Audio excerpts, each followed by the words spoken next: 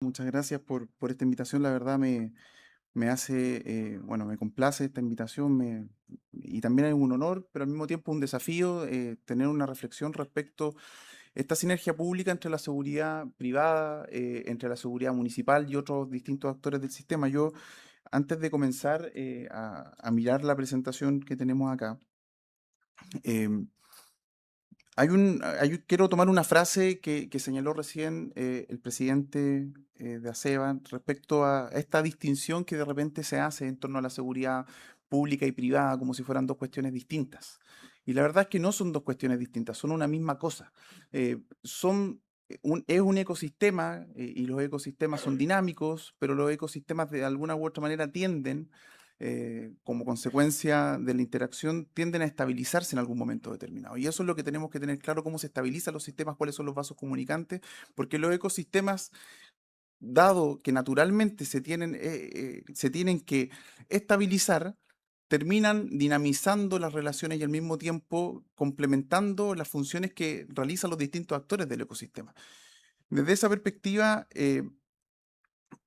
quiero simplemente partir con con la gran pregunta. La gran pregunta, la seguridad ha sido una pregunta y una pregunta que ha rondado a esta altura prácticamente por más de 500 años. La seguridad es un problema, es una cuestión y es una pregunta que de alguna u otra manera, o es un pivote del cual de alguna u otra manera comienza la gran discusión teórica y comienza la teoría política de todo, podríamos decir, occidental. Parte en la seguridad. Y hay una imagen que es, podríamos decir, determinante cuando nosotros pensamos en la seguridad, que quizás no la tenemos internalizada, pero todos la hemos visto alguna vez, la famosa imagen que aparece en la portada del libro El Leviatán de Hobbes. Algunos la recordarán, esa imagen de lo que aparece en esta imagen. Muchas veces no vemos esta imagen correctamente, pero es interesante cuando uno toma la imagen del Leviatán de Hobbes y empieza a hacerle zoom a esta imagen. Aparece un señor que parece que es el rey, aparece con una corona en la cabeza, aparece con un cetro en una mano y con otra mano aparece la espada. El monarca, coronado, la espada es el poder político, el cetro es la religión y el monarca los gobierna a todos, el rey absoluto. Pero lo interesante no es esa es la descripción típica. Este grabado Hobbes lo mandó a hacer para la portada de su libro, la primera edición, por ahí mediados del siglo XVI. Lo interesante es cuando uno comienza a mirar la armadura del Leviatán. Y cuando uno mira la armadura del Leviatán, se da cuenta de que las escamas de la armadura no son escamas de las típicas armaduras medievales o ya entrando ya en la etapa moderna, sino que verdaderamente son personas. Personas que están unidas unas a otras para formar la armadura del Leviatán. Es decir, el Leviatán lo formamos todo. ¿Y cuál era la pregunta? La pregunta que hizo Hobbes, que quería responder Hobbes, y voy directamente al punto, no estoy evadiendo lo que tengo que decir, o lo que tengo que presentar, sino que la pregunta que hacía Hobbes era en torno a una cuestión que es sumamente importante, que es la propiedad. Todos quieren tener mi propiedad. Después la teoría económica lo racionalizó, las necesidades son múltiples, los recursos son escasos. El problema es que Hobbes miraba a la propiedad como un problema porque existía un poder que no estaba racionalizado, que es el poder político, y cualquier persona podía tomar mi propiedad directamente. Hobbes dice, esto tenemos que, de alguna manera, normarlo, tenemos que regularlo, tenemos que establecer reglas del juego que permitan arbitrar correctamente la propiedad.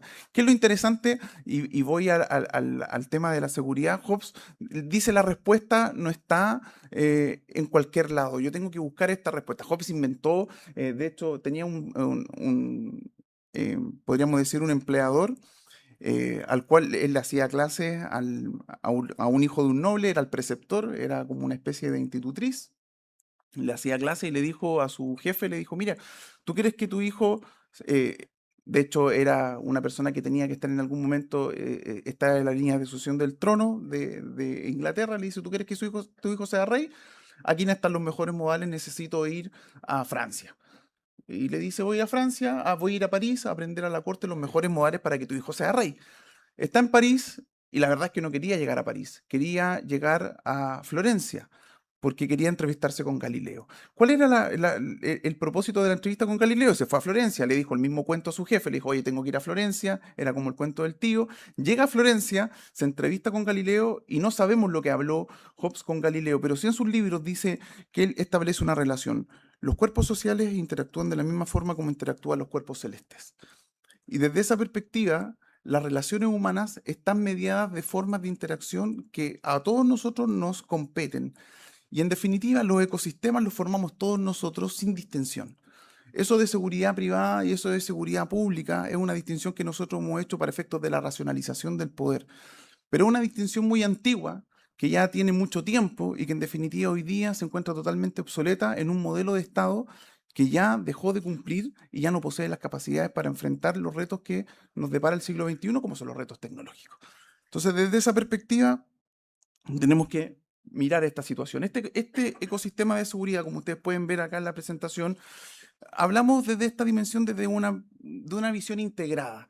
Ya no podemos hacer compartimentos estancos respecto de lo que significa la seguridad. Somos cuerpos sociales que interactuamos entre sí de maneras dinámicas, constantes y permanentes. Y desde esa perspectiva, si bien existía un compartimiento estanco, seguridad pública con seguridad privada, una seguridad privada muy precarizada hasta hace muy poco tiempo, una ley que demoró mucho tiempo en tramitarse en el Congreso Nacional respecto de cómo íbamos a organizar esto, creemos desde una dimensión total y absoluta, podríamos decir teórica, que la respuesta es insuficiente. Tenemos que avanzar a una integración mucho mayor, mucho más compleja. ¿Quiénes integran este ecosistema? Los municipios, las instituciones policiales, lo integran también, por cierto, la industria privada, la seguridad pública, la seguridad municipal, la seguridad privada, son parte de un mismo sistema, son tres componentes que conforman de alguna u otra manera un sistema que es mucho más complejo de lo que nosotros hemos entendido desde un comienzo. Al mismo tiempo, este ecosistema de seguridad pública ordena un ecosistema particular en el cual la seguridad privada es un componente. Tenemos esta ley 21.730, de la cual me imagino que el exministro Luis Cordero después hablará con mayor detención. Él fue protagonista, podríamos decir, primordial en la creación de este ministerio. Al mismo tiempo tenemos un reglamento que establece una estructura, una coordinación y un funcionamiento del sistema. Tenemos una política nacional de seguridad pública que data desde el año 2025 y está vigente por 6 años, y finalmente tenemos un sistema de seguridad pública que esté en el marco institucional de coordinación y al mismo tiempo de colaboración, donde la seguridad privada es uno de los componentes más importantes que este posee, sobre todo porque posee una función, como ustedes muy bien saben, una función coadyuvante. ¿Qué significa esto?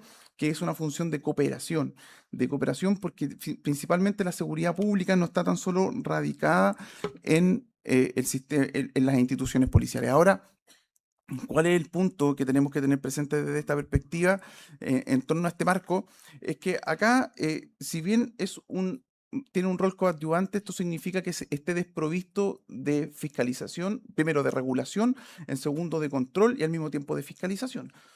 Todo, podríamos decir, toda generación de una actividad que tenga un impacto público debe ser debidamente regulado, debe ser debidamente controlado, debe ser debidamente fiscalizado e incluso sancionado.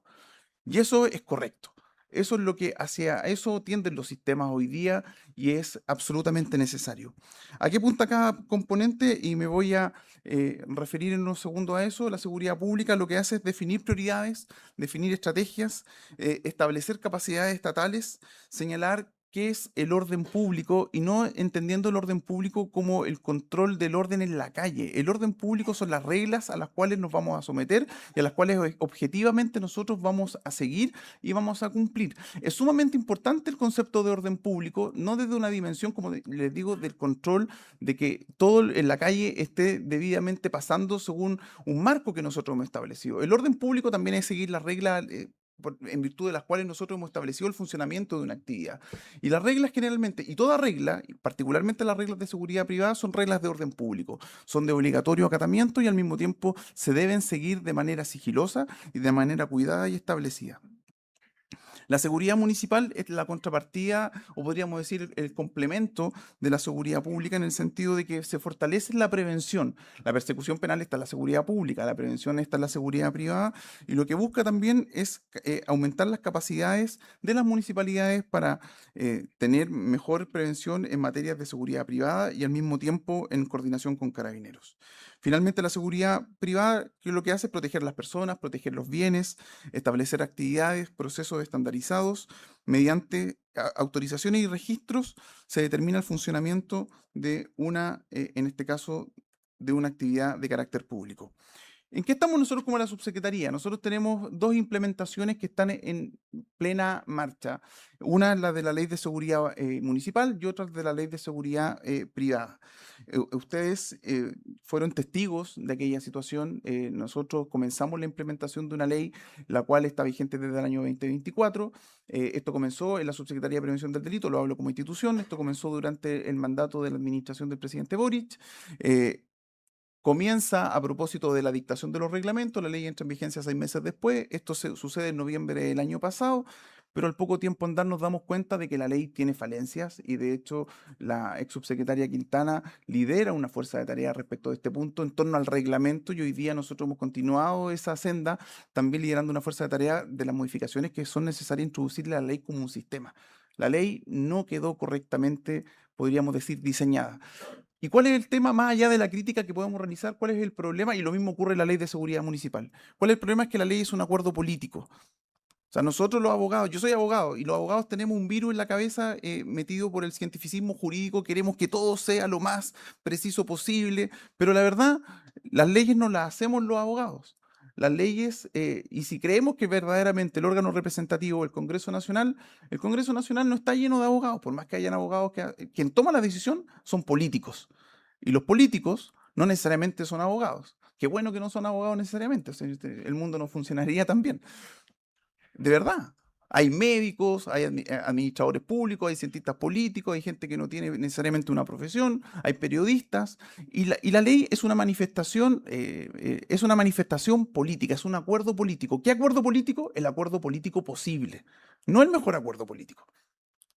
Y desde esa perspectiva es imperfecta. Y esa imperfección es la que nosotros tenemos que de alguna u otra manera mejorar a partir de este momento. La Ley de Seguridad Municipal, desde esa perspectiva, regula hasta el rol de las municipalidades en prevención del delito, en seguridad pública a nivel comunal. Ordena el sistema de inspectores de seguridad municipal. O sea, tenemos un problema, hoy día ejercen la labor de guardias municipales, porque así se denomina hoy día, personas que no sabemos cuál es su capacidad para poder ejercer la tarea a la cual ha sido encomendada. Esto se ordena a partir de este minuto para estableciendo requisitos, determinando correctamente cómo se debe realizar el nombramiento, se define una coordinación operativa y al mismo tiempo se refuerza la gestión preventiva. Hay una ruta de implementación de esta ley, aquí ustedes la pueden ver, hubo una producción normativa respecto a los reglamentos, la ley ya se encuentra, podríamos decir, en pleno camino a la vigencia, va a entrar en vigencia el 12 de agosto, el 11 de... El 11 de febrero de este año fue publicada en el Diario Oficial, 6 meses después de esa publicación entra en vigencia. A partir de ese momento hemos venido estableciendo una producción normativa con el equipo. La ley se compone de 7 reglamentos, de los cuales han habido ya bastantes avances respecto a la terminación de al menos 3. Tenemos plazo hasta el 11 en algunos casos, en la mayoría de los casos hasta el 11 de febrero de este año para poder terminar estos reglamentos, pero nosotros ya vamos con el equipo, un trabajo que está liderado también comenzó durante el mandato de la ex subsecretaria Quintana y nosotros hemos seguido con esa senda. En segundo lugar, hay una coordinación interinstitucional a partir del mes de agosto que requiere esto. Hay distintas cuestiones que se deben cerrar como consecuencia de esta ley, certificaciones, aprobaciones, capacitaciones, al mismo tiempo distintos tipos de informes de carácter físico, de carácter psicológico que se tienen que emitir respecto de los inspectores de seguridad municipal. Se tienen que establecer insumos técnicos, se tienen que hacer ajustes estratégicos en las municipalidades. Las municipalidades tienen que regular la actividad interna, se debe dar acompañamiento a las municipalidades durante la implementación y también se establece un cronograma de seguimiento, como ustedes pueden apreciar. La ley de seguridad privada tiene algunos aspectos que son total y absolutamente críticos, como son la plataforma y el registro. No les tengo que venir a contar los problemas que han habido en la implementación de a propósito de las autorizaciones y a propósito de las certificaciones. Estamos absolutamente conscientes respecto del punto, tanto así que el gobierno del presidente Kast envió una iniciativa al Congreso Nacional para efectos de ampliar los plazos para poder, de alguna u otra manera, mitigar el problema y los riesgos que se estaban generando como consecuencia de una ley que quedó mal diseñada desde el origen.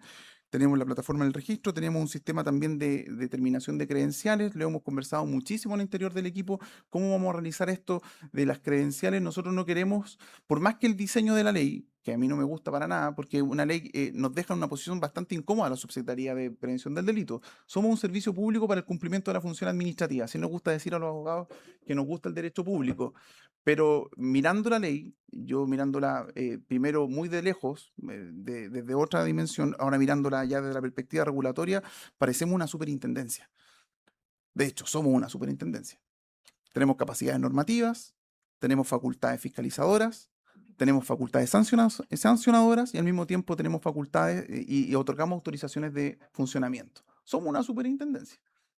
Y yo soy un superintendente porque también interpreto normas, lo cual está mal. O sea, criticamos la constitucionalidad de la Subtel, criticamos la constitucionalidad de servicios públicos que tenían capacidades de fiscalización y sanción al sector privado y volvemos a realizarlo soslayando todas las críticas que realizó el Tribunal Constitucional durante largo tiempo respecto de el combinar capacidades de potestades sancionatorias en servicios públicos que están creados para otro cometido, como la Subsecretaría de Prevención del Delito. Entonces ahí tenemos un problema y que de alguna u otra manera en algún momento vamos a tener que solucionarlo. O sea, yo directamente, si me preguntan a mí, no es algo que debiese estar en una subsecretaría, debiese estar en un servicio público especializado para aquel cometido. Hay obligaciones progresivas, que ustedes las conocen, implementación por etapas de entidades obligadas y actores regulados, y finalmente hemos estado realizando mesas sectoriales para efecto de la modificación del reglamento y ya vamos en la tercera sesión, a partir de la próxima semana y hasta el mes de septiembre vamos a tener distintas mesas sectoriales con distintos actores de seguridad privada para ver las reformas que son necesarias introducir a esta ley de seguridad privada. ¿Por qué? ¿Cuál fue el propósito de la ley corta? Darle estabilidad a la industria. Somos conscientes de esta situación. Nosotros no trabajamos y desde la perspectiva regulatoria, del derecho regulatorio y de una dimensión moderna, el regulado tiene que tener de alguna forma capacidad de actuación y de complementación con el regulador. Quien mejor conoce el funcionamiento del sistema, más allá de la regulación, es el regulado. O sea, desde esa dimensión, el regulado debiese tener capacidad de autorregulación, debiese tener capacidad de autorregulación. Lo que queremos ver nosotros es la forma de cómo podemos potenciar esas capacidades de autorregulación, reconociendo a través de instrumentos modernos de autorregulación regulada que permita que las certificaciones, por ejemplo, no las tenga que realizar en este caso la superintendencia, la subsecretaría, sino que la subsecretaría hacer un seguimiento de las certificaciones que hacen privados respecto de la actividad, a través de certificaciones de origen, por ejemplo. Eso es un desafío regulatorio complejo y que tenemos que de alguna manera mirar cómo lo vamos a implementar en el futuro. Se extendieron ciertos plazos de 6 a 18 meses para presentar los estudios de seguridad. Se fijó un plazo máximo de 90 días para que la SPD se pueda pronunciar respecto a los mismos, plazo que hoy día se encuentra indeterminado. Se da certeza a más de 33.000 trabajadores en una industria que aglutina más de 500.000 personas y también al mismo tiempo no es un cierre de un proceso y lo queremos declarar abiertamente. No nos queremos relajar, sino que queremos dar estabilidad y al mismo tiempo comenzar un diálogo el cual ya ha partido directamente. El reglamento de la Ley de Seguridad Privada fue retirado. Al mismo tiempo se convocó una fuerza de tarea. Esta fuerza de tarea estableció modificaciones normativas. Se ha terminado este trabajo. De hecho, el reglamento hoy día se encuentra en proceso de finalización de revisión interna y al mismo tiempo en circulación para firmas de las distintas autoridades que lo deben manifestar. Se sistematizaron 84 propuestas y observaciones del proceso participativo, donde participó la industria y también los distintos actores públicos. Se clasificaron que de estas 84 propuestas hay propuestas de rango legal, hay otras de rango reglamentario y otras de gestión operativa.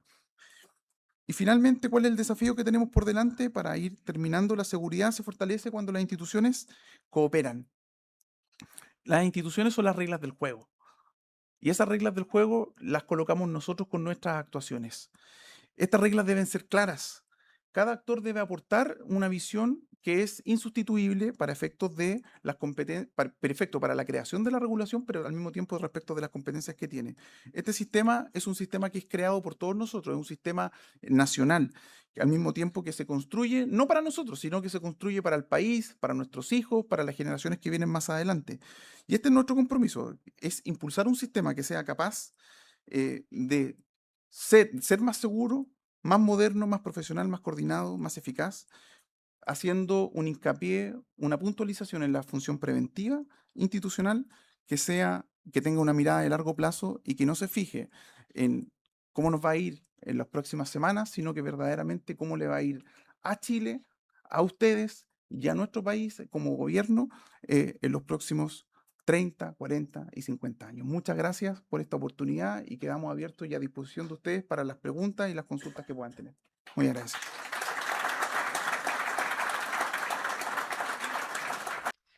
¿Qué modificación se realizará el reglamento de ley para efecto de la utilización de drones por parte de las empresas de seguridad, puesto que no se especifica al respecto y se topa con normativa aeronáutica? Muchas empresas reguladas en seguridad privada no cuentan con certificación de la DGAC.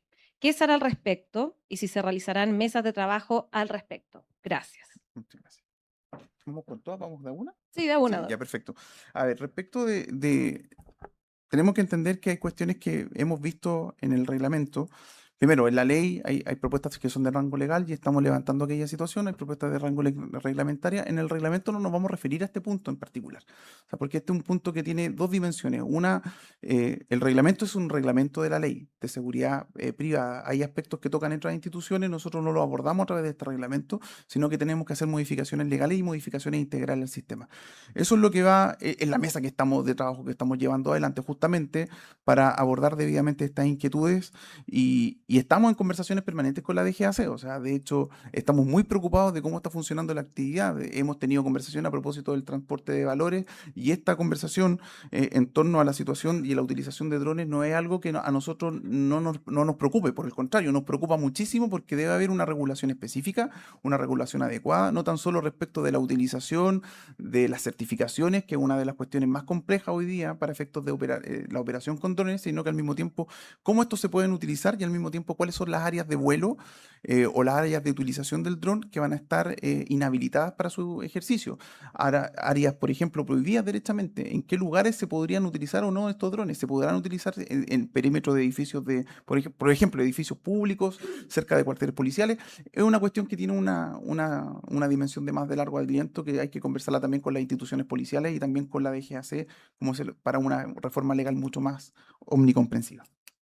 Seguimos con la siguiente pregunta. Ustedes nos pueden seguir mandando preguntas al WhatsApp de ACEBA.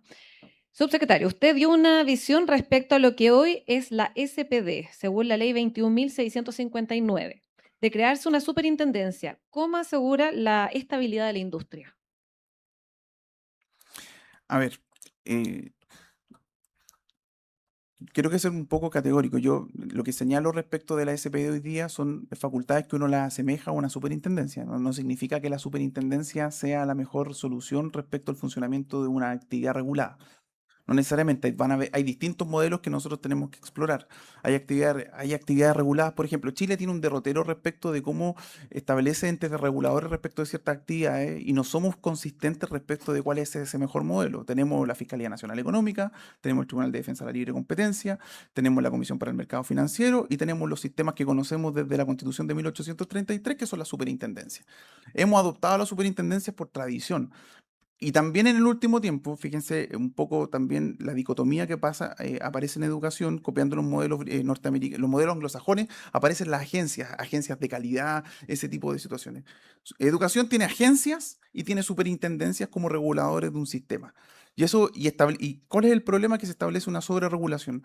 Desde esa dimensión hay que abrir la discusión y ahí hay que mirar qué es lo que han hecho otros países respecto de los ecosistemas de seguridad. En Chile puede ser que funcione una superintendencia, dado que se apega bastante a nuestra tradición, pero quizás no es la mejor respuesta, quizás tiene que ser un servicio público más liviano y separemos las capacidades normativas en algunos, las capacidades fiscalizadoras en otros, pero no dejándoselas a los organismos que no tienen, por ejemplo, una misión concreta respecto de la regulación, como pasa hoy día con Directemar, con la DGAC y con Carabineros, que en definitiva no terminan estableciendo la fiscalización de manera adecuada. Es un modelo que se encuentra en desarrollo, que tenemos que analizarlo, pero no necesariamente va a corresponder a una superintendencia o a una agencia reguladora independiente. Vamos, es una cuestión que se debe analizar con cuidado.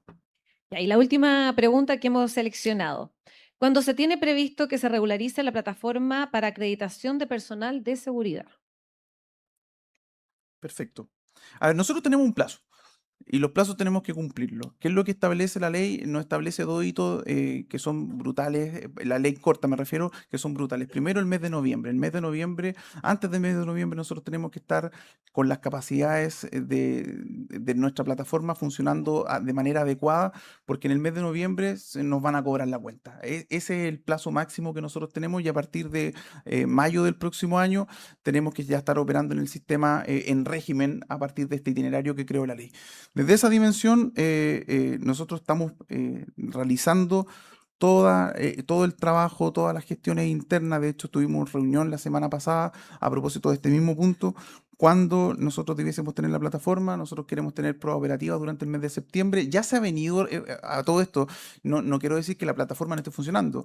De los 29 módulos, si es que no me equivoco, habían 11 que funcionaban en un principio. De los 11, hoy día están funcionando 20 de manera correcta y los otros 9 restantes están, en este caso, aumentando sus capacidades para que estén antes del mes de noviembre, ojalá durante la segunda quincena del mes de septiembre, funcionando de manera óptima. Esa es la aproximación que les puedo señalar. Muchas gracias, subsecretario Guerrero. Queremos agradecerle su disposición a responder las preguntas del público el día de hoy. Queremos invitar